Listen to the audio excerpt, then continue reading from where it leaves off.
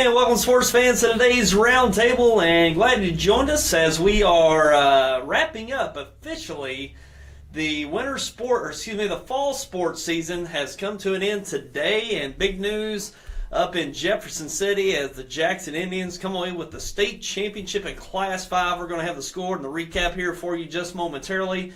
But a great way to end the fall sports season as one of our local Southeast Missouri teams capping it off with a state championship. You don't see that hardly at all at the high school level, and high school football so competitive, especially at the high levels in the Class 4s and 5s up there.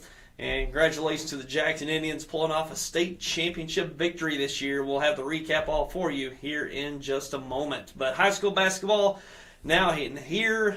We just got started Friday night, last night, with our broadcasts. And we'll be continuing throughout the year with many of those. We'll have our broadcast schedule, the remainder of our broadcast schedule, to show it to you coming up. And we're also going to touch on the other tournament games that were in last night. We'll have the Bernie and Campbell recap and highlights for you from the Campbell Invitational Tournament. But also as other tournaments wrapping up Friday night in the area. And now heading into the SEMO Conference Tournament. Some games have already been played today, so we'll give you an update on those as well as they will finish up later in the week. And a very exciting time now as we're into the basketball season, and we've got a lot to bring to you right here on YHC and also SEMO Sport Zone. We got some news on that coming up that you'll certainly enjoy. So let's go ahead and get into the games from last night. Let's first start off with Jackson and Platte County in that Class 5 state championship game earlier today at Jeff City Helias. And one adjustment they made this year at the mission level, Mission made the state championship sites at various high schools. I believe it was Jeff City Helias and two other high schools as well up in the Jeff City Columbia area. I believe Columbia Hickman was one of the other sites, and another one there I'm missing at this point. I think Blair Oaks, Jeff City Helias, and Columbia Hickman, I believe, were the sites for the different classes for state championships. Jackson played at Jeff City Helias this afternoon and secured that Class 5 state championship. And there's a score there, 42-7. And Jackson coming away with that Class 5 state title, first ever in its program. They've been really close many of times, been in many semifinal rounds that come up short. And even, I think, close to a handful of state championship games where they come away with second place. Certainly going back to last year with an overtime loss to Carthage, who just got beat earlier this year's tournament, but losing overtime last year and really putting it together this year to secure that first ever state title for Jackson. And we're going to have a recap for you of the game, everything that happened in that game in our next segment. So stick around for that. Great win for the Jackson Indians this afternoon here on Saturday. And other games from last night, the game that we brought to you here on YHC, we got Campbell over Bernie, 43-28. The Campbells over the Bernie Mules, and Campbell winning its own invitational tournament with victories over Bloomfield in the first round, Neelyville in the semifinals, and then Bernie in the championship game last night. And that was a rematch of last year's invitational tournament as well that was actually held in Bernie, and we had a great game down to the end. A lot more scoring in that one last year as went into overtime, high scoring affair, but this year more of a defensive game. Great defense by both teams, but it was Campbell coming out on top last night with that victory, 43-28. And let's take a look at the highlights from that game last night. Let's go to it. And here we are. And a nice little dump down there. And a score for the Mules getting started. The Mules got off to a pretty good start here. Landon Zoll hitting a tough jumper in the paint. And we see here Joey Barnett stepping into a three to get Campbell started in the first quarter. And we see here Charlie Parker, a steal. Actually, I think it was a block that he took all the way in for the score after the nice defensive effort. And there we see Blake Fowler getting a nice jumper at the elbow. And here a nice pull-up jumper off the glass. I believe that was Brent Gage with that one. And three-pointer up and good as Campbell really started to get going in this second quarter. Two straight three-pointers, Blake Fowler and Caden Siebert. And got some separation there in the second quarter. We see here a nice pick and roll as the Mules getting some nice buckets in the paint. Here at the end of the first half, Charlie Parker puts it up at the buzzer and hits it to give the Camels some momentum going into the second half. See their nice three-point shot along the right side, and we see your nice dump down there, and Nemo getting the score. And Zoll hitting the three-pointer and foul. Did miss the free throw, but a great effort on his part on that one. And nice finish at the basket. Skylar Morrison, basket and the foul. And a nice little pick-and-roll action again. Tyler Suter with that bucket. And three-pointer in the corner, knocked down. I believe that was Noah Foster with that one. And here another three-pointer. Landon Zoll knocks it down. Makes it a one-possession game here in the fourth. But Campbell really turning on the defense. Basket and the foul. Blake Fowler with that basket secures the three-point play here. Nice backdoor cut. And Parker with that one. And then we hear a nice finish off with that bucket. And here we're going to one more bucket. Carlos Camargo seals the victory for the Camels, as you see there. Campbell Invitational Tournament champions, the Campbell Camels, winning last night. A great start for Campbell. They had a close game last Saturday and a game with Charleston there at Campbell. I was able to go to that one, check that one out last weekend on Saturday, and a really great start for Campbell. They lost by, I think, 5 points to Charleston in that game last week, just coming up a bit short in that one. But had a great run in this tournament, and we'll see quite a bit more of Campbell going forward. We'll take a look at our broadcast schedule and the games that we got with them going forward. And take a look at some other games in the area. Neelyville defeated Holcomb. Didn't catch that score last night. We were on hand for that, right, waiting for the championship game. Neelyville gets third place in that tournament, defeating Holcomb. It was right around a 10-point game there with Holcomb and Neelyville. So Neelyville comes away with third place. Bloomfield over Risco in the consolation championship, and that was 53 to 43. Bloomfield over Risco. Then Twin Rivers over Puxco in the 7th place game, 44 to 32.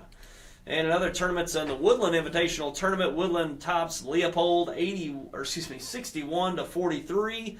Woodland winning its own invitational tournament. Woodland step up this year, it looks like, and they look like they will compete in that Stoddard County Conference well going forward. And Meadow Heights over Delta in that 3rd place game of Woodland, 97 to 64. Then we've got Oran over Kelly, and this was in the Oran Invitational Tournament, 38 to 37 in a close one. Big defensive effort there with those two. Advance over Richland in the 3rd place game, 78 to 43. And then Chaffee over Scott County Central, 43 to 42. And also in the Gideon Bulldog Classic Tournament, they're in Gideon finishing up last night. Kennett over Hayti, 66 to 50. So Kennett winning that Gideon Bulldog Classic once again this year in Gideon. And Crothersville over Clarkton in the 3rd place game, 63 to 55. Also, we have South Pemiscot over Zenith Hornersville in the Consolation Championship, 62 to 53. And in the 7th place game, Gideon over Delta C7, 73 to 56. And in some regular season games last night, Dexter and Malden. Here in Dexter, it was Dexter getting that victory handily, 84 to 38. 84 to 38, Dexter over Malden in Dexter's first game of the year. Also, we got East Carter over Alton, 58 to 47. Notre Dame over Jackson, and this is in girls basketball. This is the girls SEMO Conference Championship game that was held in Dexter this last week. Notre Dame winning that conference tournament 46 to 33. So Notre Dame returning a very good girls team once again this year. Looked really good against Jackson, and in that tournament altogether, come away with that SEMO Conference Tournament Championship. In the 3rd place game, it was Cape Central over New Madrid County Central, 53 to 49. In the Consolation Championship, Saxony Lutheran over Sykeston, 52 to 48. And those were the games from the last few nights here in the area. And that Campbell versus Bernie broadcast we had for you Friday night in that Campbell Invitational Tournament final. You can catch that replay here today, Saturday at noon and 6:30, and then Sunday afternoon at 3. If you want to watch it online anytime on demand, go to our website at yhctv.com or also check out our Facebook and YouTube pages. You can watch it anytime on our online platforms. And we're going to take our first break, and we're going to come back and talk about the the Jackson State Championship victory in football. We'll have a full recap on that, statistics and all, and then we will talk more about the headlines from the area from last night, or this week rather, of some high school basketball. Also touch on our broadcast schedule coming up. So we'll have that coming up.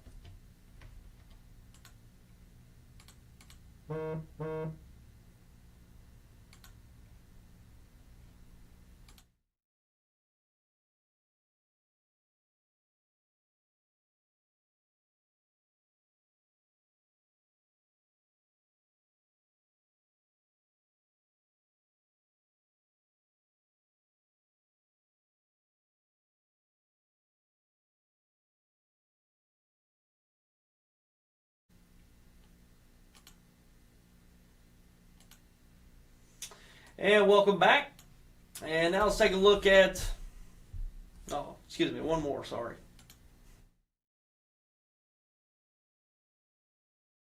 I had a really good visit with Phil and our salesman. A few days ago, we had a customer come by the Kent dealership looking for a new truck. I had a really good visit with Phil and our salesman. Phil had his Army t-shirt and Army cap on, retired military. We're so proud of our troops, our active and veterans like Phil. Phil left in his new truck. We all enjoyed the visit. Best price, best service. Glenn Sane, God bless our troops.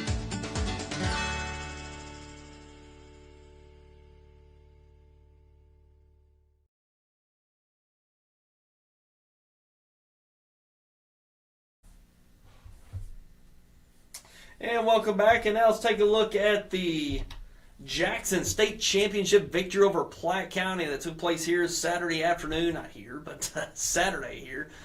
Saturday this weekend. And that was up at Jefferson City, at Jefferson City Helias Catholic High School. That's one change that Misha made with the state championships, not on the Mizzou campus, but making them at 3 different high school locations at Blair Oaks, Columbia Hickman, and Jeff City Helias. They were at Helias High School in Jefferson City here on Saturday, and securing that state championship dominant victory over Platte County, the Platte County Pirates out of the Kansas City area, and or the north, I would say the northwest area, not necessarily Kansas City, but a great season. They capped off with a 14-0 record, undefeated, and really unchallenged this year. I thought maybe by the semifinal, final round championship game, they would get some, get some pushback, but that was not the case. They built a 21-0 lead in the first half, and then securing it in the second half with a 42-7 victory for the final score. So Coach Eckley and the Jackson Indians putting together a dominant run, one of the most dominant we've seen, certainly in southeast Missouri. You can only pretty much go to Hayti back in the 2018 season, where they ran through and won the state championship game 50-some-odd to nothing in their game. But other than that, this Jackson team at the Class 5 level really was dominant through its whole season. I think maybe a team played within 21 points. That's as close of an opponent they had all year. And let's take a look at the totals for this game. Let's give you the play-by-play here. Like I said, 21-0 at half, finishing out 42-7. And taking a look at the yards for the game, total yards. We've got, trying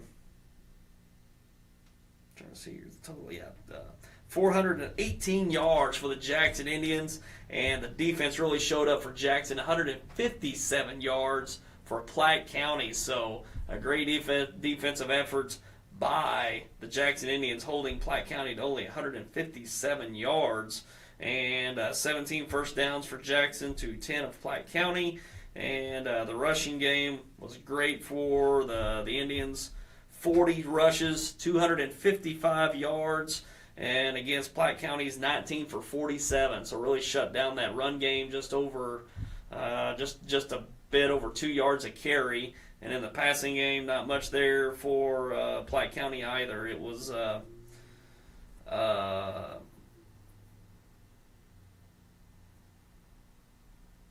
10 for 32. 10 for 32 Platte County in the air, and 3 interceptions that Jackson committed against Platte County, or picked off from Platte County. And Cale Welker, a great game from him. He went 15 of 19 passing with 163 yards. Not a whole lot of yardage there, but certainly the productivity was there in the passing game, and certainly in the offense for the Indians. And rushing for the Indians, Dickerson had a nice day, a great day. 22 carries for 191 yards. Tony Williams added 6 for 154 yards. Cale Welker himself, 9 for 12 yards. And Cannon Turley, 1 for 2 yards. So a big day for Dickerson, 191 yards on the day. Player of the game for sure in that game here today. And then on the receiving side, Isaiah Davis had a nice game, 5 for 27 yards. Cannon Turley, a big game receiving, 4 for 98 yards. And big game certainly for Turley, 98 receiving yards. And on defense, got to mention these guys: Blake Blackman with an interception, also Flink Williams with an interception, also Tony Terry. So 3 different Jackson Indians defenders getting interceptions in that game here today. So very impressive on the defensive front. And there you go. It's also, so there you go. The Jackson Indians with a great game. Cale Welker, 2 times All-State quarterback, finishes off with a great season once again. Certainly going to be All-State once again, 3-time All-State quarterback, and certainly the just everyone on that roster coming back from last year. They're hungry to get back to that state championship game, just itching to get back to that, and certainly knowing the uncertainty we would have coming into this season. It would really play on these coaches and players to just want to take that field each and every Friday to get back to that state championship game, and it's over. You can have some relief now. The season's over, and completed its mission of that state championship. So a great run by this Jackson Indian team. Congratulations. Its first ever state championship, which is amazing. Just to think that, with the program and the talent that's went through Jackson for so many years, they haven't had a state championship, but that really doesn't slight the Indians at all. They've had a great run, and in their program, they've been to many state championships and even Final Fours. But playing in that, now there's 6 classes and they're in 5. There used to be just 5 classes, and they played up in that Class 5 when there was only 5 classes. So you're playing against some of the biggest schools in the state that Jackson does.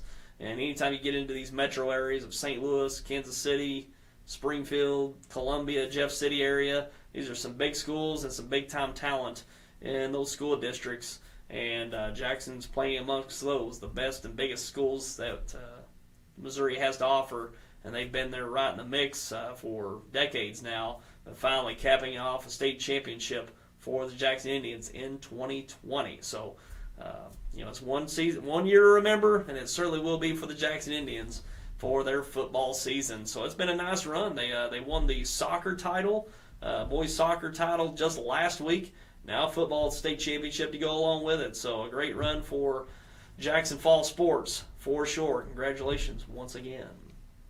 And moving on to some more basketball. Campbell winning its own Invitational Tournament championship with a great effort there. Defensive effort. Boy, this was a defensive game. I think it was only 9-9 after the first quarter. I think halftime score was 20-15, and then we ended up with a 43-28 score. Both teams playing man-to-man defense for most of the game, really making it tough. Both teams got some outside shooters. They really closed those out. And even Blake Fowler, all-state guard, returning for the Camels. I think we had him down for 14, might have had 17. It was off by 3 points. Whoever picked up that 3 was, the 3 points that we had it off for. But Fowler, Bernie defense really got after Fowler, got after all the Camels. Not a whole lot of points put on the board last night, but a great defensive effort by both teams. Campbell made the plays late, really turned up the defense at the latter half of that fourth quarter, forced some turnovers, turned into some easy points, and that's what pushed the lead out for the Camels in the end. So look out for Campbell this year. We've been saying that for years. The senior class they've got, I think they got 6 seniors on their squad this year, returning all from last year, and we've been seeing them since their freshman, sophomore year. Certainly Blake Fowler from his freshman year, but even since this class's sophomore season, they've been playing at the varsity level. Took their lumps there a couple years ago as underclassmen.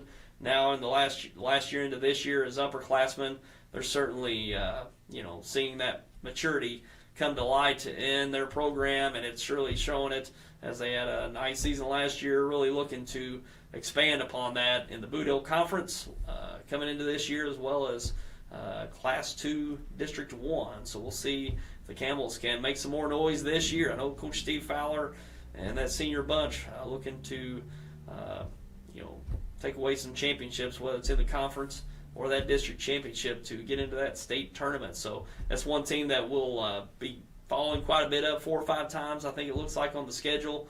And you'll certainly enjoy watching that Campbell team, as we'll be back in action with them Monday night. We'll talk more about that in a moment.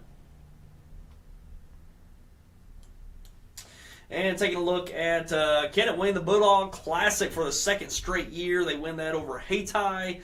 And Kennett off to a nice start. They're getting into the CMO Conference Tournament, which they lost earlier today, but into the mix now for the Kennett Indians. And they lost some players last year. Got a couple more returning. Ben McMullen, probably their notable starter going forward. But we'll see what happens with the Indians this year. A little, quick turnaround. Yeah, they had a Friday night game late last night, and then right early morning, 10 o'clock this morning. And tough turnaround for the Indians playing. I think they probably had an 8:30 start last night, and then turn around at 10 o'clock up in Sykeston in the CMO Conference Tournament. Quick turnaround for the Indians, and you don't have it any worse than that at 8:30 at night and then 10 o'clock in the morning. Makes it awful tough, but they'll be playing in the consolation round of that CMO Conference Tournament. And we're going to take one more break, and we'll also talk about our upcoming broadcast schedule going forward, and we'll have that coming up. This is more than a bundle. It's more than a combo deal. It's not just stuff. This is your home, your car, and you want to give them the protection they deserve with home and auto insurance. State Farm agents get it. It's why they're here. In Dexter, talk to State Farm agent Chris Brannon today.